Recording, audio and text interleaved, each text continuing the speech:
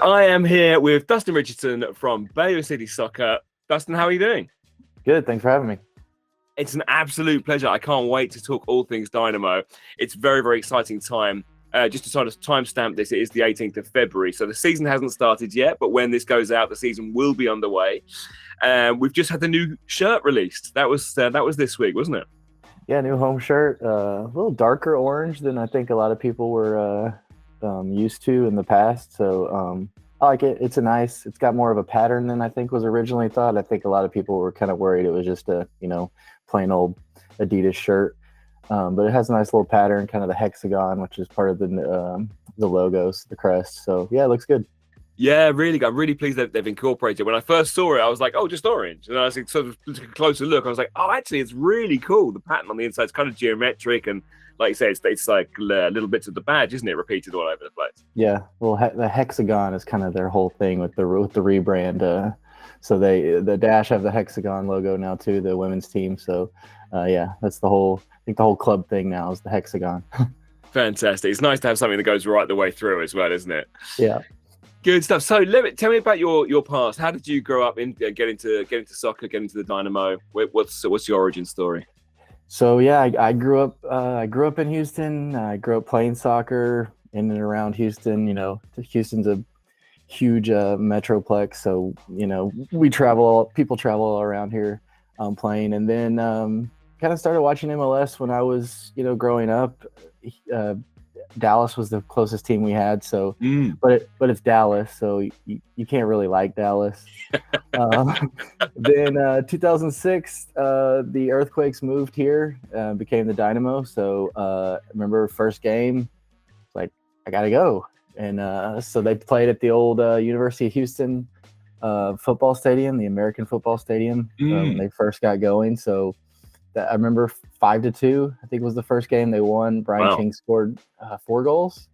So they had a really good team coming from San Jose. And then, of course, they won MLS Cup that year, and then they won in 2007. So, yeah, just jumping right into MLS. The team comes in, they come to the city and win 2 championships. It's hard to not get on board at that point.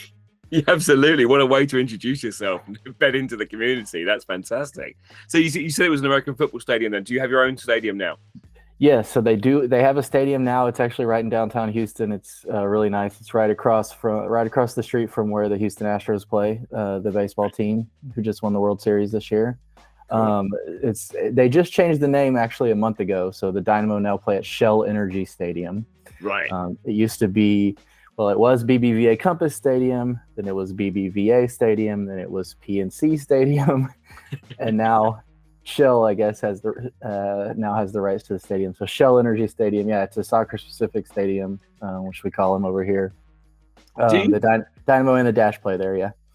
Fantastic. Oh, good. So that's both of them there. That's fantastic. Do you, as fans, do you just call it whatever it's called at the time of the sponsor, or do you have a sort of a nickname for it that you can all the way through it?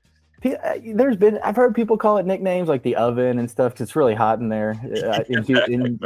MLS season runs through the summer, not like the European League. So the summer in Houston is quite hot, and that stadium there's no roof, so it's outdoors.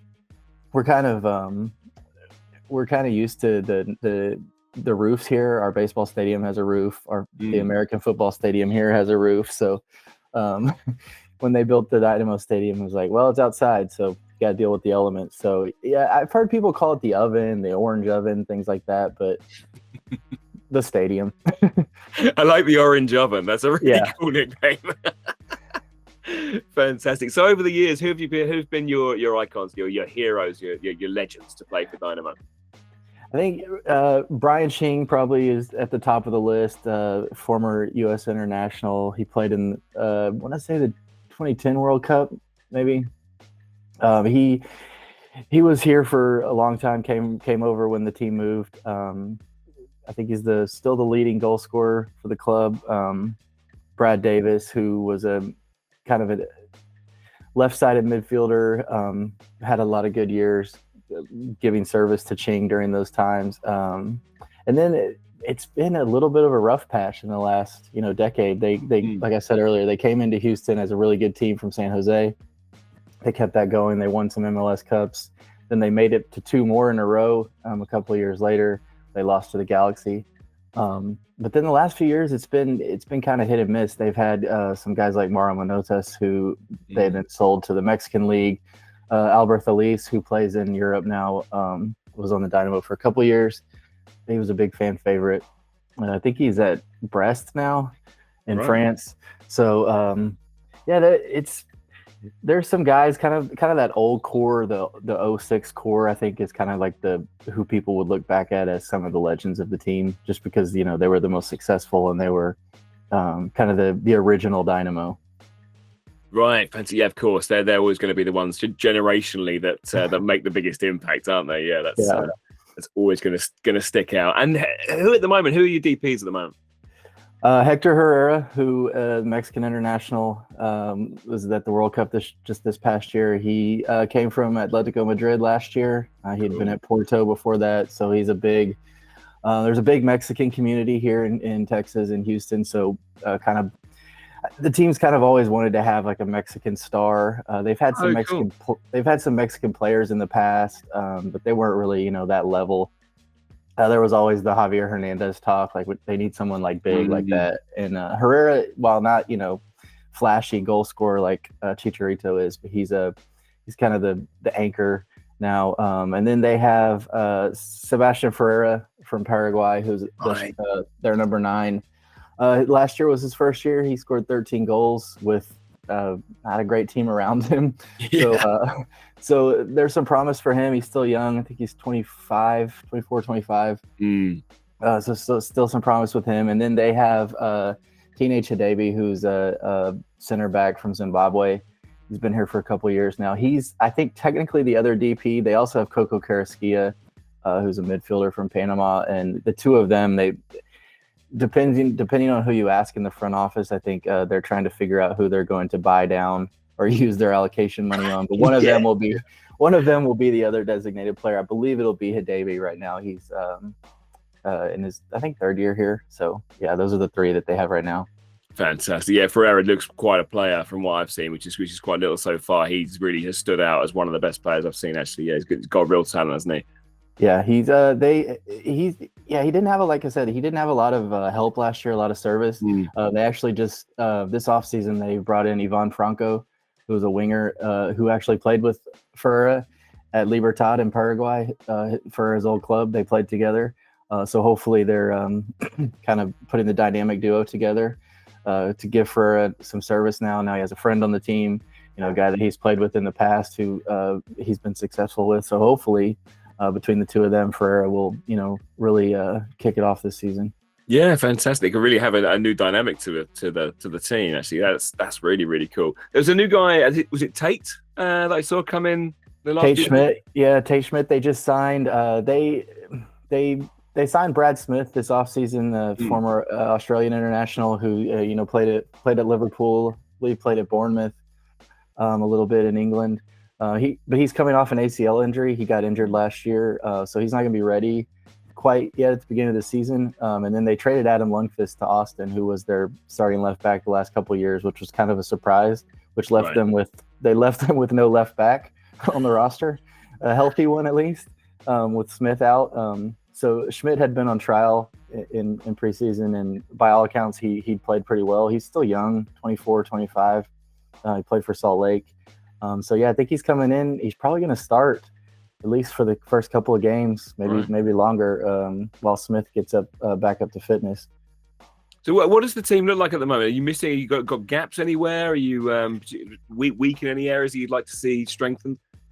I think they're pretty solid, kind of up the spine, right? They have, like I said, Herrera. They have Carrasquilla, who are their 2 central midfielders. They brought in Artur, the Brazilian kind of number 6 from Columbus.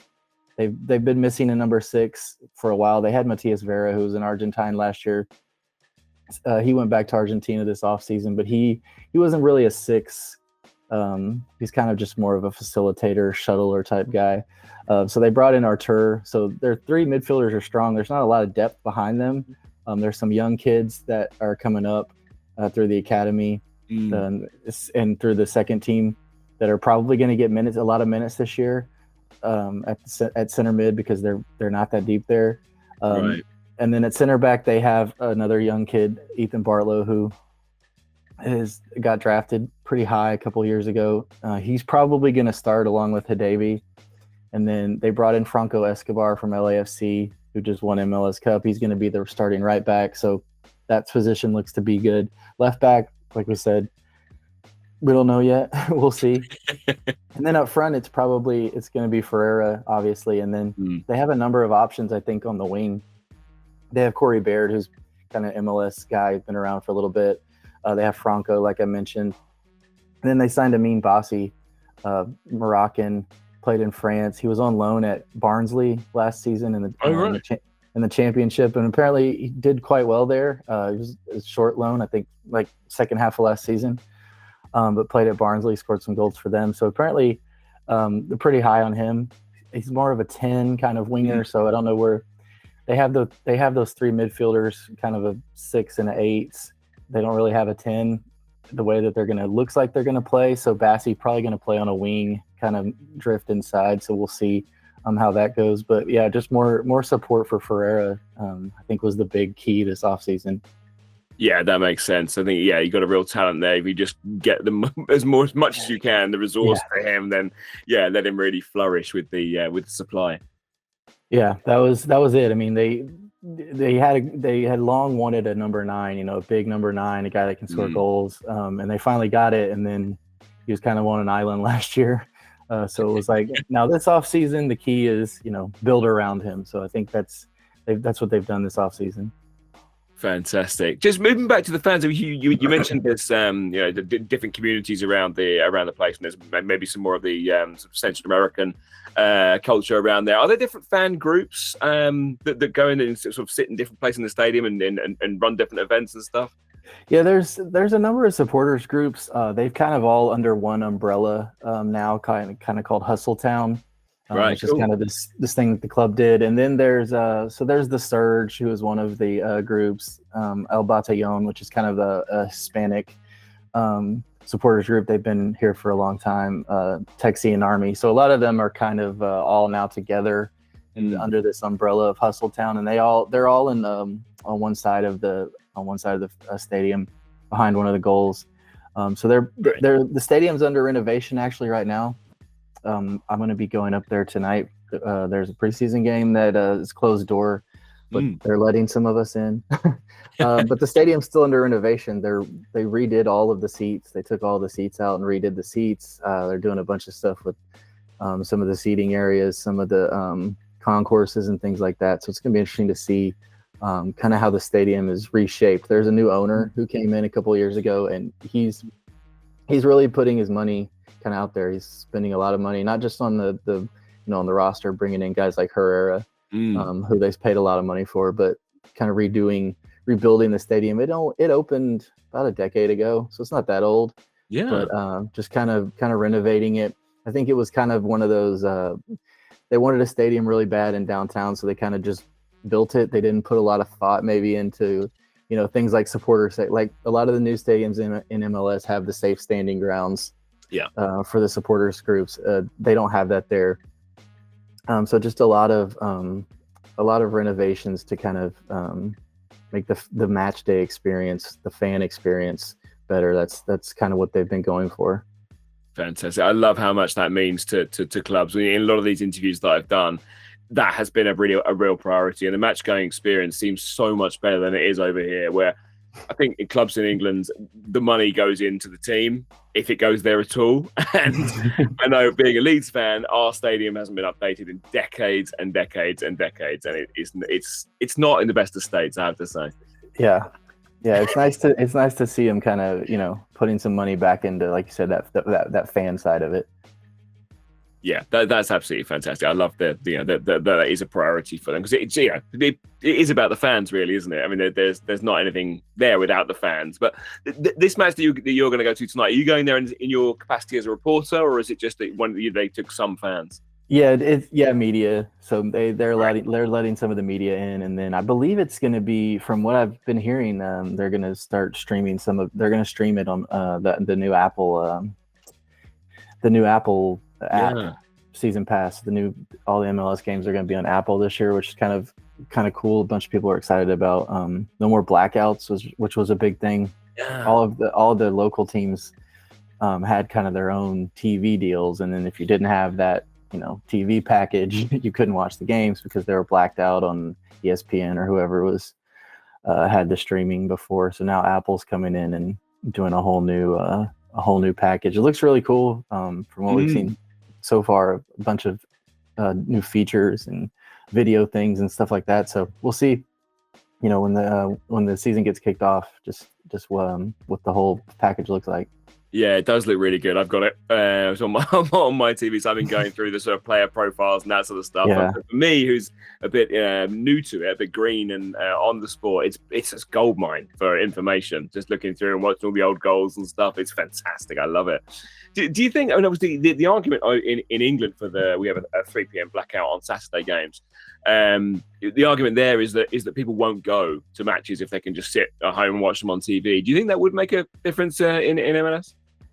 It's hard here. There's so many options. Like just in Houston alone, we have an NFL team, we have an NBA team, we have an MLB team, we have 2 major colleges here, college sports, and then high school sports are huge in Texas. I'm sure you've heard of like high school football in Texas, things like that. So there's so many things that people are doing, on a given weekend or Saturday evening. It's hard to say. I think part of the new Apple thing has been kickoffs are always going to be at the same time. So like the Dynamo are always going to play at 7:30 Central, which is our time zone, which is nice because now you'll know, the Dynamo are playing at this time. There was with the old TV deal and stuff, they might play on a Tuesday at like 6 p.m. or something, or there'd be like a midweek game in California, which is 2 hours behind us. So it wouldn't kick off till like 9:30, 10 o'clock our local time in the evening. So it was hard to not only, get a fan base, but even the fans that were, big fans, having to stay up till midnight on a Wednesday or something to watch the team, play the Galaxy or whoever. It made it tough. So yeah, I mean, but the original question, it's hard, kind of finding those windows that with so much going on, especially like a city like Houston. Yeah, big city, lots of people, like I say, lots of competition in terms of entertainment what you want to do, which is brilliant for you. I mean, for people who live there, fantastic. I mean, I don't know how many does the stadium hold? About 22,000, something like that. 22. So it's a decent amount. You can attract quite a lot. Is it normally full, or is it normally sort of most of the way there? In recent years, they've been kind of struggling. You'll get some sellouts. The Dallas comes to town is always a sellout. Now Austin's in the league, so Austin's another team that's down the road from us.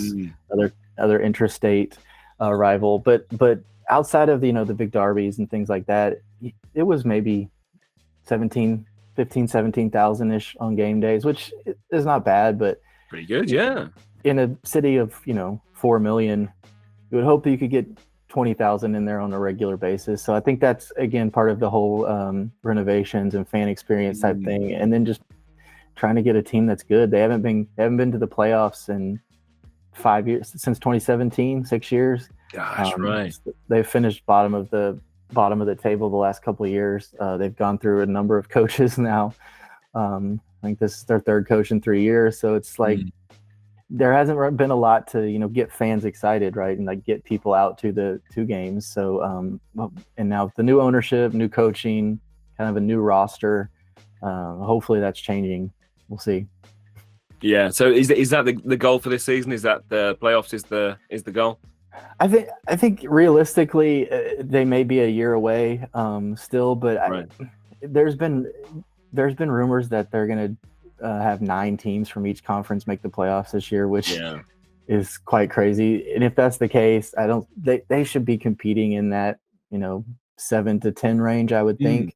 So even if there's 7-8 teams in the playoffs, which is crazy, we're a week away from MLS and we don't know how the season structure is right now. It's like, strange, isn't it? It's like season's starting next week. How many teams make the playoffs? I don't know.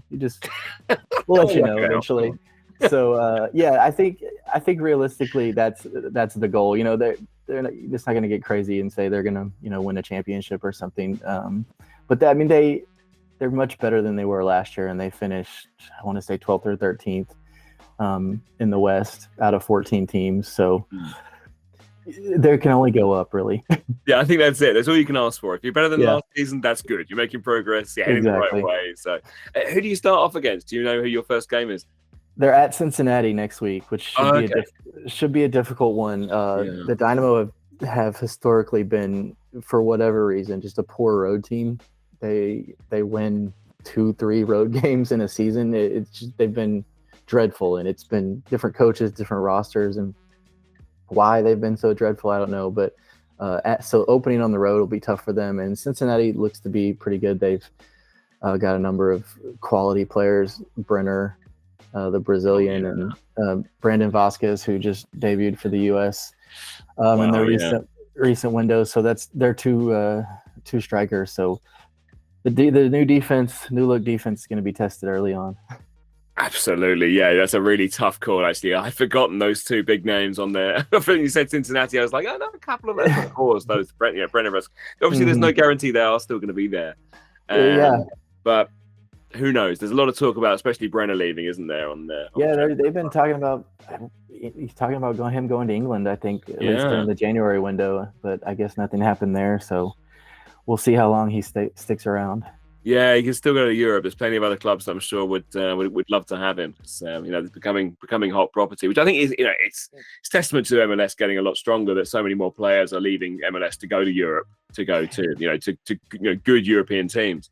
Yeah, I think that's kind of been there was the whole David Beckham kicked off the kind of designated player thing, and there was that whole era of these older type designated players like Frank Lampard, Steven Gerrard, and Andrea Pirlo, guys that were, MLS got that kind of retirement league moniker, people coming over. But in the past, 4 or 5 years, they've kind of drifted away from those older type guys. There's still a few of them, in the league, but more using their designated players, paying these big money for these young South American type players, like we saw Miguel Almiron at Atlanta. He went to Newcastle for a big fee. So something like that, $15 million for an MLS team selling a guy off, that's huge.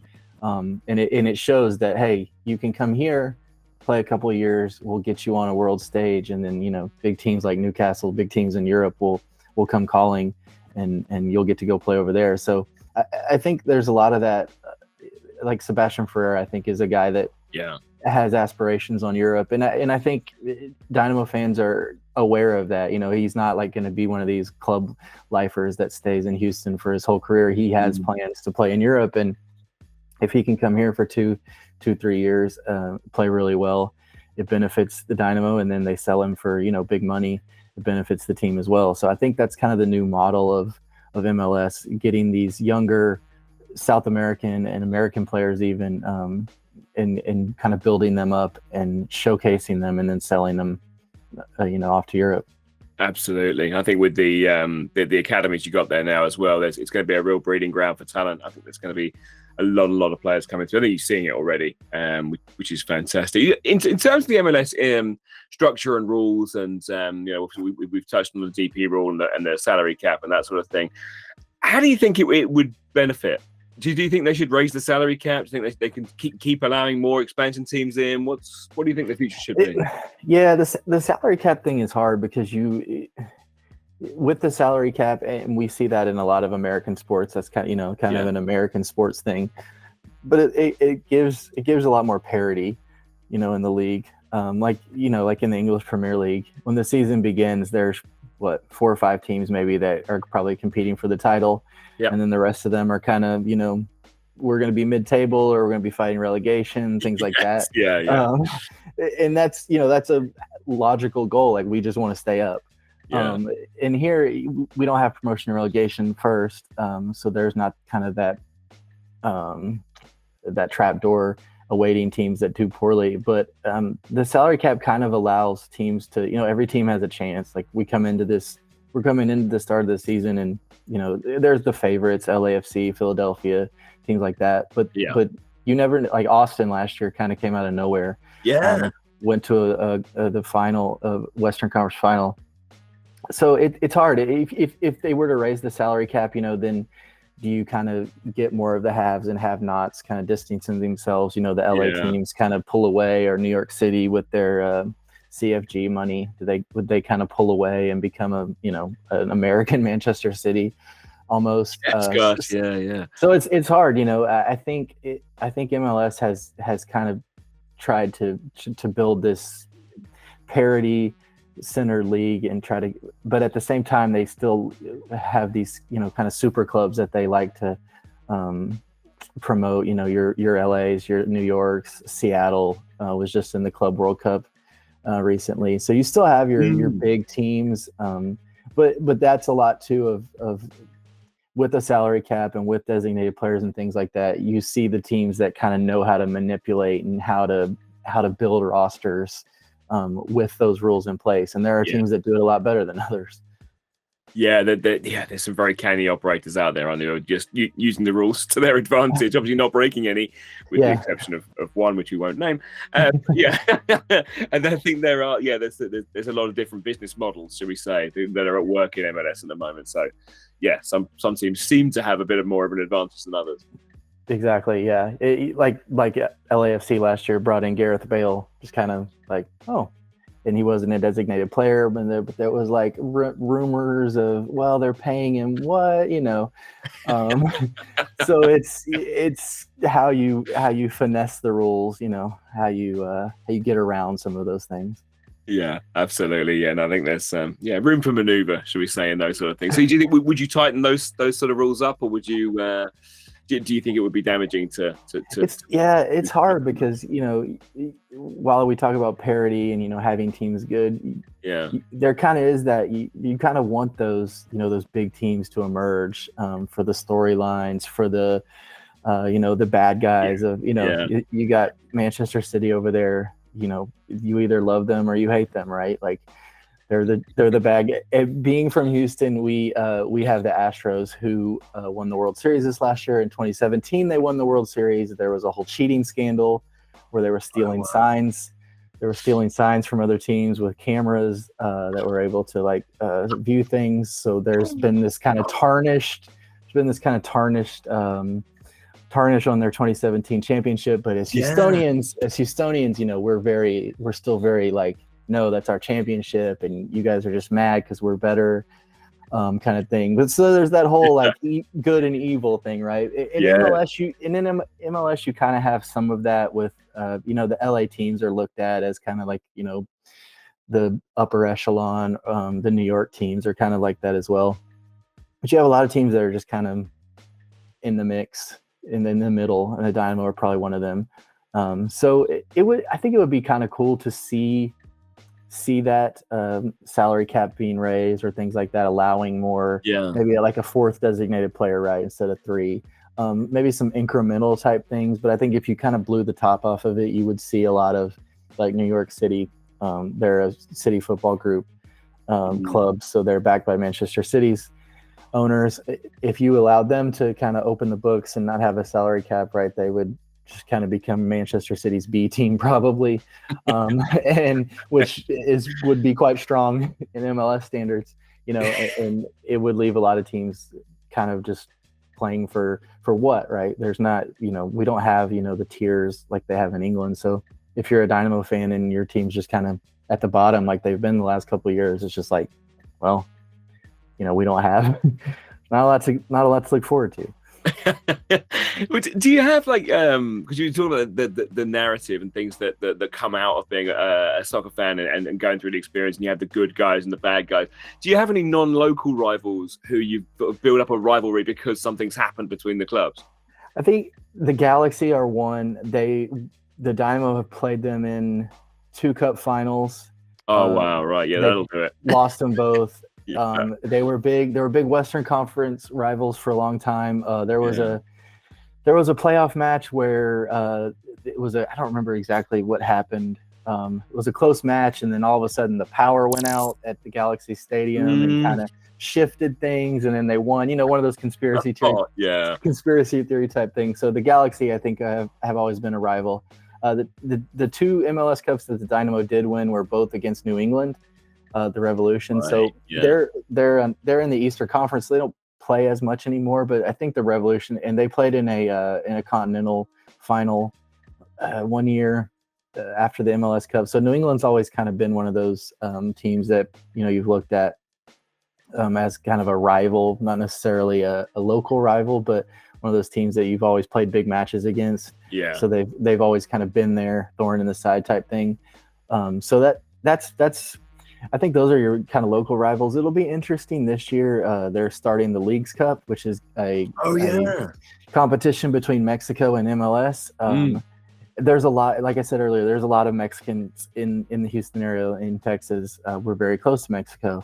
And Liga MX is huge here. It gets huge numbers on television.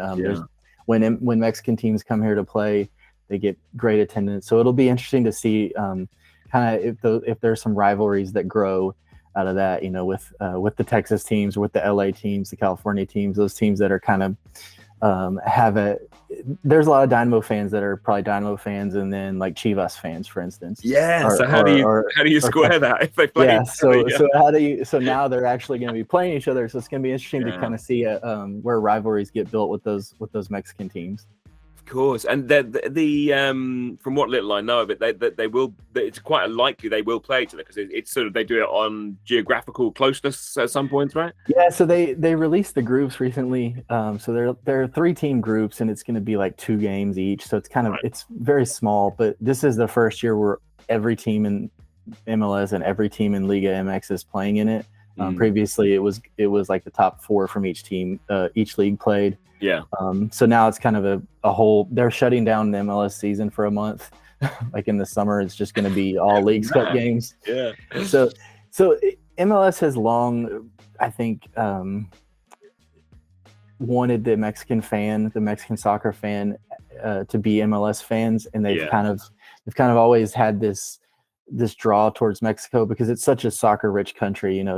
It's a huge soccer country, and there's so many people there and fans there, and it's kind of this market that MLS has wanted. But Liga MX is strong there. It's it's a huge, it's their biggest sports league. It's like the NFL to us.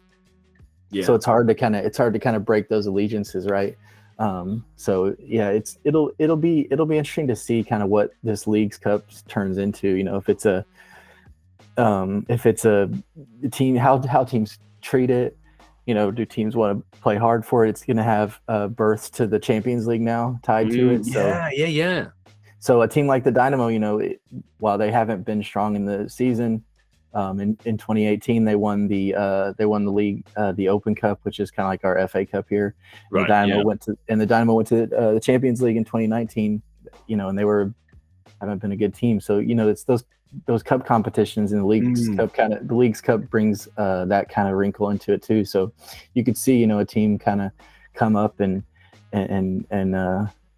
get through a tournament like that. Yeah, definitely, especially if you're not doing as brilliantly as you wanted to in the leagues, and suddenly you've got this opportunity to really shine and achieve something. So that with Champions League at the end of it, you think, yeah, fantastic, let's go for it. Yeah, definitely. Yeah. Fantastic. So I'm going to be a couple of quick fire ones now on the MLS. Who do you think is going to win this year? It's hard to look past LA again. They won the double last year, the Supporter Shield, which is the regular season championship, and then they won the MLS Cup, which is kind of our after season playoffs. Mm-hmm. They lost Bale, he retired, but they still have a very strong roster. Philadelphia, who they played in the final, is very good. They're kind of anti-LA. They have a very strong academy. Brendan Aronson, who plays for Leeds, came from Philadelphia. So they have a very strong. They've been pumping out players. His brother now is going to Germany. Paxton Aronson. Is it Frankfurt? Yeah. So Philadelphia is kind of that anti-LA, where LA is kind of that flashy spend money. Philadelphia has kind of built it within, but they're a very good team. It's hard to look past those two. You have teams that are probably going to pop up and some surprise. I think Cincinnati could be one. Yeah, Dynamo play them early. Orlando looks interesting this year. They've spent a lot of money on some young South American attackers. So if those guys can come good, I think Orlando could be a team that's kind of an outsider. Yeah, that's really interesting. Yeah, some surprise package. You're the second guest in a row to say that, actually. So they could really be the surprise. They could be then. Yeah, they. I think people are starting to take notice of them. Yeah, fantastic. And why not? Like you say, there's some new wild cards in there, and they could really lift. Who knows how they're going to hit the ground? Yep, definitely. Fantastic. And top scorer, who do you reckon? For the league? Yeah. Ooh, so Tati Castellanos is gone, who was at New York City last year. He's moved on to the next City Football Group club. I think in his progression, right? He's at Girona. So I think guys like Carlos Vela will be up there. If Vela still stays healthy, he's probably one of the best players in the league. Lorenzo Insigne, who just came to MLS last year for Toronto, he's class, but he's also kind of one of those older, star players who's come back from Europe.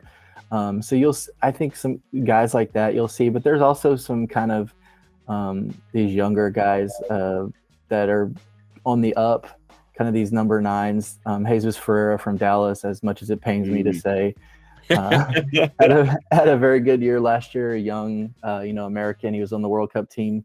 Yeah, saw him play. Yeah. So he's probably going to be one of those guys that's up there. And then you have some guys like Philadelphia has a couple of strikers. Daniel Gazdag, who is Hungarian, and they have some different players. It's hard. MLS is one of those leagues. Brandon Vasquez, we mentioned earlier, from Cincinnati, who had a really great year last year, another young American player. It's hard. There's, you see these guys break out every year, like Vasquez. He was kind of came from nowhere. Now he's arguably like one of the top American strikers. Not saying a lot because the American strikers, as we saw at the World Cup, were missing in action for a lot of it. Just kind of throwing guys out there and see who could play as a number 9. But you have some of these guys that are probably going to have big years in MLS and probably not be in MLS much longer. Yeah, absolutely. Yeah. Like I said, no more. It's going to be a shopping ground for a lot of European clubs who are on the lookout for something different. So, just finally, I wanted to dive in a little bit on the on what you're doing with the podcast and your reporting and that sort of stuff. Because obviously, you are without the support that you previously had from SB Nation. Do you want to talk a little bit about what you're doing now, where people can find you, and sort of what sort of work you're doing? Yeah, so we were with SB Nation. SB Nation was kind of this big corporate entity. There were club websites, brands for every team in MLS. They decided to shut that down, as things in the world are changing. So we've kind of pivoted from that. We've moved over now to Bayou City Soccer. So you can find us at Bayou City Soccer on all the social medias, BayouCitySoccer.net. We have a podcast we do every week. Number of our guys kind of get on there and talk about it. We have a lot to talk about in Houston now. We have the Dynamo, we have the Dash, we have the second team that started last year with the new MLS Next Pro is this league. It's kind of to allow the MLS teams to have these second teams that play in a league structure, not just a kind of an academy and just playing as they are. So Dynamo 2 were a very good team last year. There's a lot of young kids in the club who are kind of hopefully that next wave of talent, right, coming to the first team. Yeah. So we have a lot of stuff. But everything Bayou City Soccer, you can find us pretty much anywhere. Fantastic. I think that's absolutely brilliant. You're continuing to do this, and obviously you haven't lost any of the privileges that you had from reporting, because you're going to head over tonight and report on that game. Yeah, we still got the Dynamo, the Dash. Everyone at the club has always been very supportive of us. After the SB Nation stuff, the club's technical director reached out to us. Like, hey, what can we do to help you guys? So they've always been very supportive of us. So yeah, we'll keep doing that, and we're very grateful for all the access the club gives us.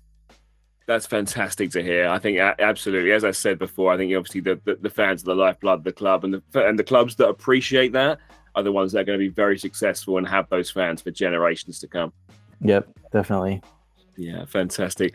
Dustin, it's been amazing to talk to you. I'm really, really excited about the Dynamo season, actually. I think there could be better things ahead for you guys. So all I can say is thank you so much for talking to me today, and best of luck for the season. I really appreciate it, man. Thank you so much. Cheers, bud.